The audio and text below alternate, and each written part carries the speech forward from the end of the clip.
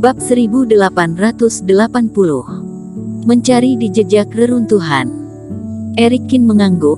Dia memiliki sumber energi guntur, dan dia telah berkultivasi ke tingkat yang sangat dalam. Melihat awan penilaian ini, dia juga dapat melihat banyak hal. Namun, di sekte suci abadi ini, hanya ada belasan jenius muda dari seluruh kekuatan yang ada, dan formasi itu menekan keberadaan fase penilaian. Bagaimana bisa ada awan penilaian seperti itu? Iblis Fu bertanya dengan bingung. Kamu berpikir terlalu sederhana. Erikin menyipitkan matanya dan menggelengkan kepalanya.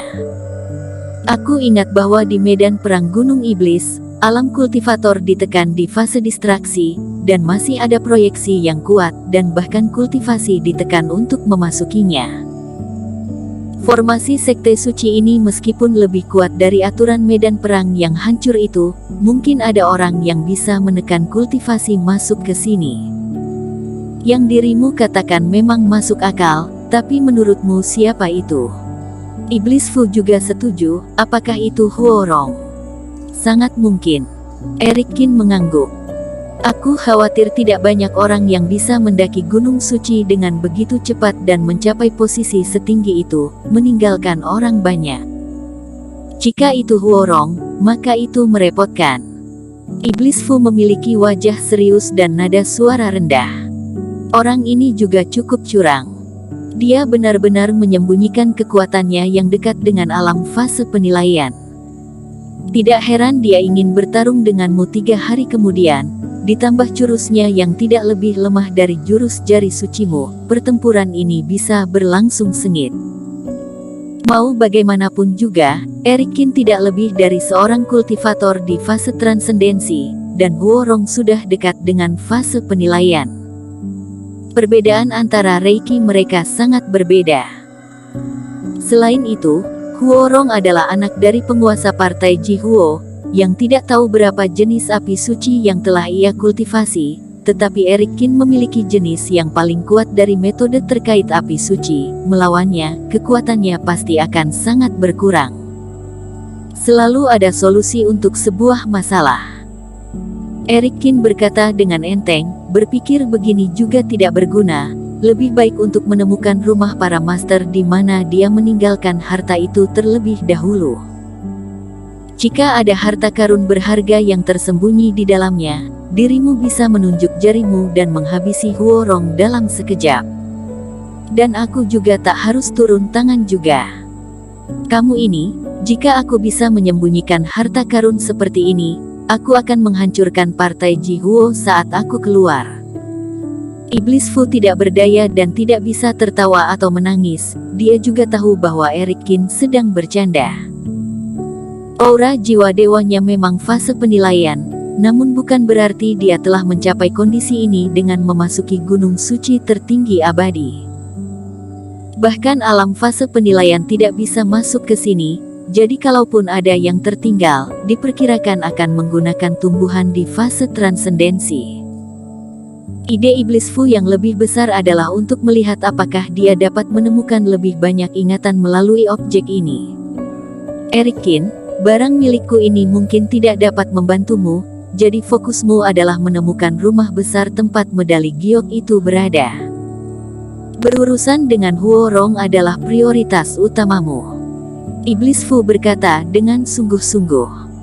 Melihat kekuatan besar tersembunyi Huorong, Iblis Fu juga mulai mengkhawatirkan Erikin. Lagi pula, menurut Velao yang sebelumnya, partai Jihuo telah berkultivasi di Gunung Suci tertinggi abadi selama ribuan tahun. Mungkin Huorong akan ada menjadi keuntungan kali ini, sehingga kesenjangan antara keduanya akan lebih jelas. Jangan khawatir. Aku juga akan mencari di mana medali giok itu, dan juga mencari sastra jimatmu. Erikin tersenyum dan mencari di antara reruntuhan rumah ini. Area Gunung Suci sebenarnya cukup luas, dan reruntuhan rumah-rumah mewah di sekitarnya tidak dapat dilihat secara sekilas. Alasan utamanya adalah Gunung Suci terlalu tinggi dan sangat luas. Meskipun tempat ini sudah berada di lantai atas Gunung Suci, masih membutuhkan waktu untuk menemukannya.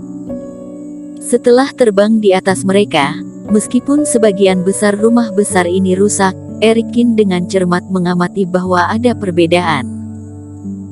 Beberapa rumah besar benar-benar hancur total, mereka termasuk jenis yang bahkan tidak memiliki sisa sampah, beberapa telah hancur sebagian besarnya, dan beberapa hanya sebagian kecil saja. Ini juga normal, jika tidak, jika tempat tinggal para master Gunung Suci dihancurkan, maka orang-orang tentu tidak akan datang ke Gunung Suci untuk mencari kesempatan ini.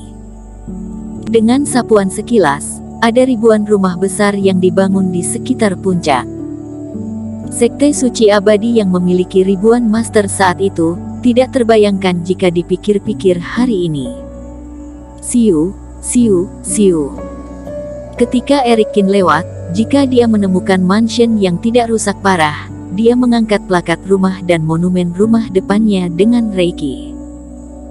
Sepertinya itu aturan Sekte Suci Abadi. Selama itu adalah tempat tinggal master, harus ada 2 tanda pengenal di depan pintu, dan yang di atas juga menunjukkan pemilik tempat tinggal. Namun, setelah mencari puluhan dari mereka, tidak ada rumah besar dengan sastra jimat seperti yang disebutkan oleh Iblis Fu, atau giok bertuliskan huruf Yue yang dimiliki oleh Erikin.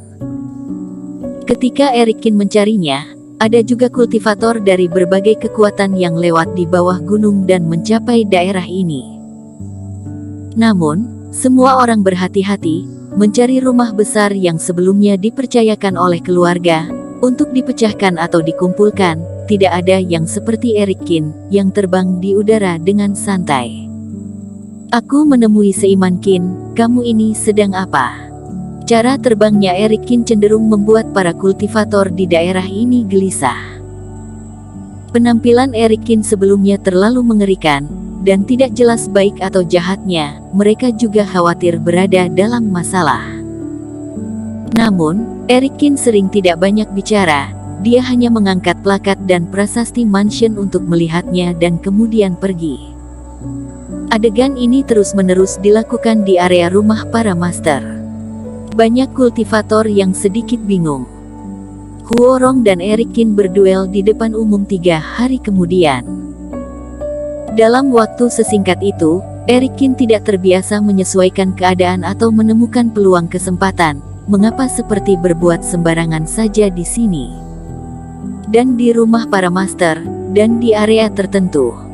Seorang jenius muda dari kekuatan yang lebih kecil, duduk di depan reruntuhan rumah setengah bobrok, berpikir keras untuk memecahkan formasi yang hancur di depannya. Sebuah keluarga kecil memiliki keuntungan kecil, karena tidak memiliki banyak beban. Dia masuk ke sini tanpa pemikiran lain, dan keluarga tidak memberikan banyak tugas. Selama dia berkonsentrasi untuk mengungkap formasi reruntuhan di depannya dalam waktu 3 hari untuk melihat apakah ada sesuatu yang layak untuk dikumpulkan di dalamnya. Jelas hanya kurang sedikit, apa yang aku lewatkan. Kultivator pria itu kepalanya penuh dengan keringat dan matanya berangsur-angsur menjadi merah. Saat di dalam keluarganya, ia dianggap jenius yang mahir dalam cara pembentukan formasi, sehingga ia ditunjuk untuk mengikuti perjalanan ke tanah ekstrim ini. Di tanah ekstrim, dia juga berhati-hati, dan batu ekstrim tidak banyak dia dapatkan, tapi untungnya, dia sampai di sini dengan selamat. Akibatnya, keluarga tersebut benar-benar mempelajari reruntuhan rumah bobrok ini selama 1500 tahun, dan 3 pemuda dari keluarga itu sudah masuk ke dalamnya. Ketika dia sampai di sini, formasi sudah hampir dipecahkan, tetapi dia tetap tidak bisa melewatinya. Tenang, aku harus tenang. Pria muda itu menarik napas dalam-dalam, tetapi kegelisahan di hatinya tetap sulit untuk diselesaikan. Tetapi pada saat ini, pemuda itu tiba-tiba merasakan angin kencang datang dari belakangnya.